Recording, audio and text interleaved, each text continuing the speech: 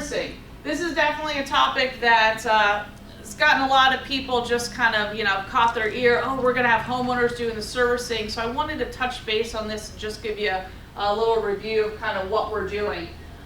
We're keeping our homeowner servicing. We're attempting to keep this in line with the state draft regulations in place right now. Homeowner servicing their own unit is kind of defined as the owner of one unit and a primary residence. So if they have a bunch of rental units, they're not doing the servicing of their own unit. If they don't live there, it's their neighbor's property or their aunt's property, they're not doing it. If it's their house, their one aerator on their lot, okay, you could sign up for homeowner servicing. But there's some things that they have to do. They have some responsibilities on their end to be a homeowner servicer. It's not just, hey, call us, tell us you want to service it, okay, you're free to do what you want. There's some follow-up here as well. We've had, since January, we've had just over 250 requests of homeowner servicing, saying, yes, I want more information on homeowner servicing. I sent all of the homeowner servicing registration forms out beginning of June. So far we have 55. Okay, so what homeowner servicing has done for us has basically given homeowners an option. Ultimately, it's not an option that many of them are choosing. And that was kind of our thought. We need to provide them with some other option. If we just tell them they have to get a service contract and that's the only avenue that they have, we're going to have a revolt on our hands. Okay, so we're telling them, hey, you could do homeowner servicing. If it's your primary residence, you live there, you're going to take responsibility for it. Okay, and what we've done is we've created a registration form for them.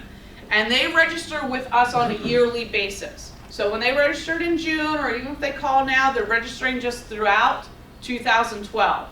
So doing this on a yearly basis, we have the opportunity to decline the registration for the next year if we think there's an issue with it. We have the ability to make changes or updates to what they're signing off on. And there's also a requirement for them to provide us with service data. So I not only sent them a registration form where basically they're signing their life away, saying I'm taking full responsibility, I received information on my system, I'm aware, I'm physically able, I'm mentally able, I comprehend my system, I'm taking responsibility for it. And then what we did is we devised a service record form. And Todd and I spent some time on this, and we took this service record form, we didn't want to dumb it down. Because we don't just want anybody who has no background on this saying, oh, I know how to fill out this form. What we want to do is create a form so that when they send it back to us, it's going to jump out at us, oh, this person had absolutely no idea what they were doing. They just started checking boxes. This box conflicts with that box. This is a system we need to go check out. So we didn't use layman terms. We used technical terms on the form so that at the end of the year, 2012 here, they'll provide us with their service record of the last 6 months, and we'll be able to see, okay, out of these homeowners, who actually understands the components of the system and what they actually have and who doesn't. Another avenue with homeowner servicing that what we're going to do is we're conducting follow-up inspections of those homeowners doing the servicing themselves.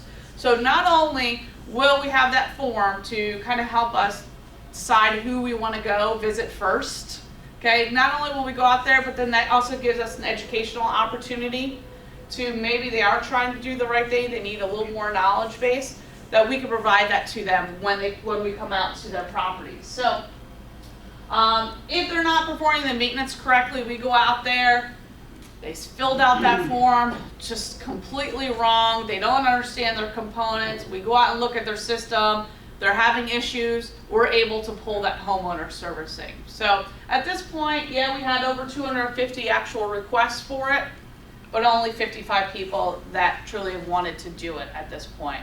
So there's, about 200 requests out there that people looked at that paperwork and said, no, I don't want to do it. There was also, they could decline that homeowner servicing and mail that back to us, and basically they're signing off that they're getting a service contract for that. So that's kind of the avenue we're going with homeowner servicing. I know that's kind of an issue. Does anybody have questions on homeowner servicing? Out of those 55 Yeah. that did report, Are you seeing them coming back filled out properly, or? And it's funny because the way that we did this is that we asked, hold on to that service record because we want you to keep that to the end of 2012. And we want you to record any issues that you've had in the last 6 months. I've had some already come back. So already it's an issue of, they didn't necessarily read the letter. You know, the last phone call I made to you about it, Yeah. that gentleman who was just adamant about doing it himself called me back the following week and said, come on, could you come out and do it for me? Yeah, did he? Yeah, I know. And a lot have said that. We've had some people come here in the office. I just had a gentleman beginning of the week, older gentleman. He's on a fixed income. The thought of getting a service contract is a stretch for him. Does he know a lot about a system? No. But it went into a leach field, so I felt a little bit better about that. At least went into some sort of leaching system, not out to the creek. So there's still going to be out of that 55, there's still going to be some education, but a lot of times that I've had that same phone call, Fred, where people have said, yeah, I wanted that homeowner servicing, but you sent me that stuff, and this just seems like a lot of work, and I don't want to deal with it. I'll pay somebody, a little bit of money, and they could come, they could put their hands down there. Is that when they want to service themselves, it's about the dollars. It is. But then once they realize the time that it takes to do it, you guys do it very quickly. And I've tried to explain this to them on the phone. I said, I've gone out with a few of the companies now, and I can tell you that they have their system down. When they go out to service a unit, time's money, and they do it all the time. So they know what they're doing. You might say, oh, well, he was here last year or 3 years ago when I had a contract, and they were only on site for 20 minutes and left, and they didn't do anything. That's the phone call I hear. I said, you may just think that, but when you're doing it, you don't have the tools, you don't have the experience, you don't have the know-how. That's something that's going to take you a half a day to do. Yeah, they might have it down because they have the experience and they have their system down pat, and it may take them a short amount of time to look and evaluate the system. But for you as a homeowner with no knowledge base, that's a different story. And I think a lot of them are realizing that when they take a look of the paperwork that they have, when they finally get that operation and maintenance manual in their hand, which we have most on our website now that they could download and take a look at, other than just the homeowner servicing manuals, which most of those are pretty basic and just says, hey, don't flush grease down, put it down your sink. When the maintenance manuals go into more detail, and they look at that and say, oh yeah, I don't want to get into that, just kind of beyond me. So yeah, I think we're going to continue to see that quite a bit with homeowner servicing. Any other questions on that? Courtney, from Yeah. a manufacturer standpoint, Yeah. and Todd, you and I have talked about this, what about the NPDS systems? I mean, those systems have to be sampled, and I'm speaking on behalf of a manufacturer's rep, that, if those systems aren't taken care of properly, and it goes through yearly sampling, when they throw them up on the big board at the state level, 10, 20 systems could really throw a manufacturer's average off. Sure. And that's going to look bad for the manufacturers out there. And I speak for all the manufacturers of the system. Right. And and I don't know that EPA permit. I mean, I think it reads that they have to have a service contract with a certified service provider of that unit. The way the state is handling it, I think we're pretty much in line with them. I think they are not going to turn back from homeowner servicing. And the registration is for the homeowner. You see what I'm saying? So they have a service provider, and he's registered as a single service provider for that system. I don't think the state's turning back. Where the state is struggling is how to make sure the right training gets to the hands Well, I think of... at that point in time, they have to go to the manufacturer Right. to be certified. Well, there's been discussion, and I don't know where they're going to go. The state's looking at, should we make it go to the manufacturer? Because the problem is, each manufacturer could treat this differently. They could simply cut off homeowners, and that's not the desire of the state, and we don't want to make that kind of thing happen. Or the manufacturer could make it so cost inhibitive to drive down to the far reach of the state and charge $1,000 and all this, that they don't want to create that issue either. So I don't know how they're going to go. We're just going to follow suit with whatever they throw out there, but they're looking into requiring for, and I don't know if this is going to happen, so please don't take us to the bank and call Rebecca. But they may require for your TAC approval, you offer online training so that it's available. They may do a generalized training at regions in the state, and then you have to have your own service manual for your system. So, and I know there's enough differences between systems that'll be very difficult to do. They're similar but not the same. So they are struggling with this because they don't know how far to reach their arm into private commerce. That's a big no-no. But at the same time, we've got these issues out there. And one other thing that's been discussed is maybe the state puts out a big educational flyer that basically says, here's all your aerators, here is the average wattage, average compressor life, how you get can you get homeowner servicing, how available is it? They just give a whole flyer and simply educate homeowners. So which extreme do you use? Do you just educate? Do you take it to the nth degree and make them go to wherever? I don't know how that's going to fly. They understand the same issues you're bringing up, and we do too. It's going to happen. They're going to offer it, and at the end of the day, the state's going to make the decision. I would recommend, we put our 2 cents in as manufacturers, put your 2 cents in, and we'll see where it all shakes out. Are they talking with the EPA on this at all? Do we know Oh yeah, that? they talk all the time. Because Yeah.